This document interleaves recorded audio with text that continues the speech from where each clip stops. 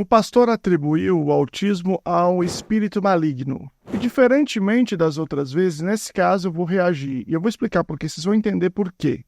Eu não vou discutir especificamente essa questão do espírito maligno, mas eu vou dizer aonde que é que eu vou discutir esse assunto e mais. Vou contar uma experiência pessoal aqui, também que está relacionado a um tema bastante similar ao que ele está propondo aí. Vamos lá, eu vou passar aqui o vídeo dele. Não vou passar tudo ao mesmo tempo, eu passo um pouquinho e aí eu paro e discuto com vocês aqui o que é que a gente pode interpretar, que ações que a gente pode fazer, tudo bem? Então vamos lá. O que foi feito recentemente, tá? Num culto recente, e saiu aí em vários meios de notícia, todo mundo na comunidade ficou sabendo já desse caso. Vamos lá. Falo ou não falo? Não fala não, mas tudo bem, já tá falando, né? Não fique bravo comigo. Qualquer coisa, o pastor Júnior vai explicar para você. Chegou minha irmã, disse assim, pastor, eu fiz uma pós, e eu sou uma especialista para trabalhar com crianças especiais. Ela tá falando que ela é uma professora e ela tá falando daquilo que ela vive, né? Que legal! Seria bom se tivesse encerrado aí elogiando a professora. Pô, que legal, você tá comprometida com os seus alunos, comprometida com o seu trabalho. Eu acho que tem vários sentidos toda essa discussão que vai ser feita aqui. Uma delas é essa, né? A de desvalorizar a formação técnica da professora, né? Na descrição que ela faz. Especialmente crianças autistas. Eu falei para ela, trabalhar com o quê? Com crianças autistas. Vocês vão entender que ele tá, que o sentido dele não é verdadeiro, não é no sentido que ele não sabe, né? Ele tá apontando que ele estava sendo mais ou menos irônico. Não é exatamente irônico, é no sentido de ele questionar a existência desse fenômeno como um fenômeno de saúde, um fenômeno social. Isso. Você nunca ouviu falar, pastor, de criança autista? Não. Meu avô morreu com 94 anos e ele nunca ouviu isso. Então, aqui, veja, apesar dele ser um pastor, estar numa igreja, ele não está discutindo uma questão ainda, não está apresentando aqui uma visão religiosa, né? Mas ele está apresentando uma percepção que é comum das pessoas. Porque, de fato, uma pessoa que morreu há muitos anos, não sei quanto tempo faz que morreu o avô dele, mas morreu com 94 anos, deve ter morrido de algum tempo. Talvez uma pessoa tenha conhecido poucas, ou quase nenhuma pessoa autista, né? Porque o diagnóstico foi criado mais recentemente, ele ficou mais comum recentemente. Mas essas pessoas já existiam, né? Ao que tudo indica, as pessoas estavam aí, já existiam, e provavelmente numa quantidade, se não a mesma, muito similar. Existem pesquisas mostrando pessoas com autismo até no século XIX, né? Pesquisas históricas bem sérias, né? Só que o diagnóstico não existia. Então, o avô dele conheceu pessoas autistas, não há a menor dúvida. Só que essas pessoas ou não tinham nenhum diagnóstico, ou tinham um diagnóstico, por exemplo, de deficiência intelectual. Né? Não, pastor. Como assim? Eu fiz curso. Os médicos agora fazem um laudo, são crianças laudadas. Não sei o que é isso. Ela lembrou para mim assim. Eu tenho 29 alunos na minha turma. 29 crianças. Eu falei assim... Inclusive, pastor, eu quero trazer... Inclusive, isso aqui para quem não entende mais ou menos essa lógica, né? Isso indica, muito provavelmente, que ela é uma professora regente, né? Ela é uma professora, não é uma professora de educação especial que fica numa sala de recursos, né? Ela provavelmente é uma professora que tem uma sala comum da educação infantil ou do ensino fundamental, né? De algum órgão público ou privado, não fala aqui, né? Sugestão. A igreja precisa ter uma classe para essas crianças especiais. Além da professora ter uma formação técnica, ela ainda está dizendo assim, olha, a igreja precisa ter alguma coisa, tipo escola dominical, né? Ou seja, a professora está super bem intencionada aí. A professora querendo que a igreja tenha algum tipo de acolhimento, talvez seja o caso de não haver. E aí eu vou fazer uma sugestão aqui, para quem é de igreja, né? acompanhar o pastor Glauco, né, o Autismo na Igreja, que faz um trabalho belíssimo. Eu fiz uma live com ele aqui, foi surpreendente. Foi uma live assim, muito, muito interessante. Vou colocar aqui para vocês assistirem. Eu ouvindo ela, eu falei assim, posso dar uma sugestão? Pode. Você é professora? Sou. Os pais colocam essa criança, a escola coloca essa criança nas suas mãos. Sim. Aí, presta atenção, vou comentar isso porque isso é importante para o que vai acontecer depois. Não é exatamente isso, tá? Não é o professor faz o que ele quiser. O professor, sobretudo quando ele está em regência em sala de aula numa escola pública, que é o que parece que é o caso aqui, ele está ali como um concursado, recebendo por isso, ele está com um mandato do Estado para poder fazer isso. E isso é importante para o que vai vir a seguir aqui. Põe óleo, elas vão entrando na salinha, põe a mão na cabeça dela e diz assim, eu te abençoo em nome de Jesus Cristo. Espírito maligno, sai dele agora em nome de Jesus.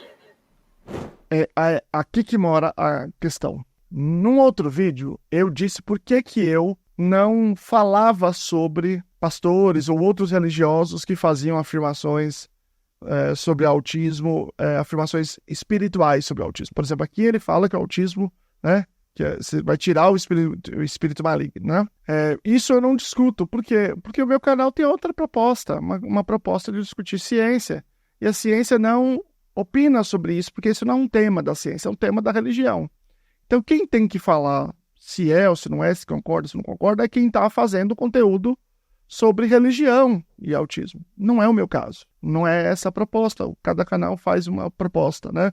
A minha visão religiosa é irrelevante para o debate que eu estou fazendo aqui. Mas aqui tem uma diferença. Porque ele não está fazendo uma afirmação sobre o que eles devem fazer na igreja. Se na igreja a pessoa tratar o autismo dessa forma, a pessoa vai, se ela acreditar naquilo, se ela não acreditar, ela não vai. E aí, quem é do campo da ciência não tem o que discutir, no meu entendimento, sobre isso. Agora, na escola, aí é diferente. Eu tenho 14 anos de escola. Eu me exonerei ano passado, mas até ano passado eu era professor efetivo, né? E eu sempre fui um crítico muito grande de qualquer prática religiosa na escola. Qualquer uma. Escola é uma coisa, igreja é outra. Então, na escola, cada criança que está ali tem a sua religião ou não tem religião nenhuma. Isso não pode afetar a experiência dela ali. Nenhum professor pode, para nenhuma religião, impor qualquer tipo de prática que aconteça ali naquele ambiente. Lá, na vida privada do professor, cada professor tem a sua religião, aí é uma decisão pessoal, mas na escola não. Então, fazer isto na escola é um grande problema. E por que eu falei que eu ia contar uma experiência individual? Aconteceu uma certa vez, quando meu filho estava na educação infantil ainda, uma escola particular, de São Sebastião, litoral norte de São Paulo, né? Estava tendo um monte de problema de comportamento, havia, assim, muita dificuldade, porque ele não falava e tal. E aí, fomos chamados, eu e a mãe, para uma reunião com a diretora. Já contei isso aqui no outro vídeo. Uma reunião com a diretora sentou, só a diretora e nós. E ela disse assim, olha, é o seguinte, vocês têm certeza que é autismo mesmo? Vocês têm certeza que não é possessão demoníaca? Porque está tendo muita possessão agora por causa dos desenhos japoneses. E aí, ficamos atônitos com aquela situação e, enfim, depois tiramos da escola, não havia nenhuma testemunha, porque, apesar de sermos duas pessoas que eram comprometidas, portanto, não eram testemunhas legítimas, eram contradictas, né? Então, não valia. E aí a gente não entrou com nenhum processo por conta disso. Veja, se nós tivéssemos ido à igreja da diretora e pedíssemos um conselho à pastora, não sei se ela era pastora, se era alguma coisa, era obreira, não sei o que ela era, é uma coisa. Daí ela teria o direito de expor a visão religiosa dela. Mas na escola, como diretora, ainda que seja uma escola particular, ela não tinha esse direito. Por quê? Porque a escola particular, ainda que seja particular, deve seguir as regras da educação, né? Ela não era uma igreja, não era uma escola religiosa, tá? Era uma escola laica. Em tese, né? Porque não era tanto assim. Exatamente a mesma coisa que fez esse pastor aqui. Então, não sei se o que ele conta é verdade, mas se o que ele conta é verdade, o que a professora fez é ilegal. E, obviamente, isso, agora falando do ponto de vista laico, né? Não tem nenhuma relação com o autismo, né? Não tem o menor cabimento. Aí, vamos ver o que ele vai continuar a dizer. Pastor, eu falei, passa 3 meses, ela vem falar comigo. E daí, minha irmã? Tudo bem? Tudo bem. E como estão as crianças? Pastor, tinha um que estava com 7 anos, não falava. Outro não prestava atenção. Outro não fazia continha. Outro não conseguia ler. Outro... E agora? Pastor, dos 29 só tem 4 na minha sala. O que não falava está falando com todo mundo, abraça todo mundo. Você imagina, eu não sei quem é esse pastor, não sei qual é a credibilidade dele, ou melhor, a credibilidade eu até imagino, mas o quanto as pessoas acreditam nele. Mas imagina se a gente tiver esse tipo de acontecimento nas escolas, que grande pepino que é. Porque é assim, agora não verbal, aí você ora e começa a falar, e daí tá tudo certo. Então, entende? É óbvio, para quem convive na comunidade do autismo, que isso não faz o menor sentido. Mas eu quero que vocês entendam que quem está ouvindo ali não é quem está na nossa bolha. Quem está ouvindo são pessoas da vida cotidiana que não tem essa relação com o autismo. São professores que às vezes receberam primeiro, ou um grupo de pessoas autistas, mas que não conhece direito a condição, e que está vendo uma pessoa que talvez seja uma pessoa que para eles tem crédito falando. Então isso é o tipo de coisa que promove uma confusão entre Estado e Igreja muito, muito complicada e muito nociva. Tem um potencial enorme de conflito entre as famílias e a escola. Existe, gente, um problema muito grande entre escola e família. Uma dificuldade muito grande. Se a gente coloca mais esse obstáculo no caminho, a gente vai aprofundar esses problemas, essas diferenças. Então isso aqui é muito sério. Com todo mundo, que não fazia continha, tá virando matemático, o outro que...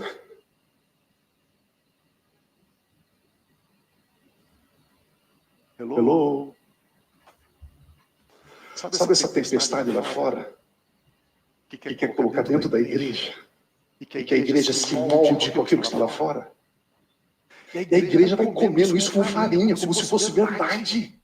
Olha, o que vai fazer a igreja não é da minha alçada discutir, porque eu não sou membro desta igreja. Mas a escola, ele não está falando do que está vindo para a igreja, ele está falando do que está vindo para a escola. A escola tem que lidar com esse fato do transtorno do espectro autista. Se algum aluno não fazia continha e ele precisa aprender a fazer, essa professora estava no caminho certo. Se especializar, estudar, dominar estratégias com melhor evidência científica. Não sei se é isso que ela estava estudando, mas se seria o apropriado, para ensiná-lo a fazer continha e não fazer oração em cima da cabeça dele. Na igreja, tudo bem, na escola não. Então isso aponta num caminho muito sério, o caminho de violar o Estado laico, o caminho de gerar mais confusão entre família e igreja. Tomara que a gente não siga este caminho. Grande abraço, gente. Tchau para vocês.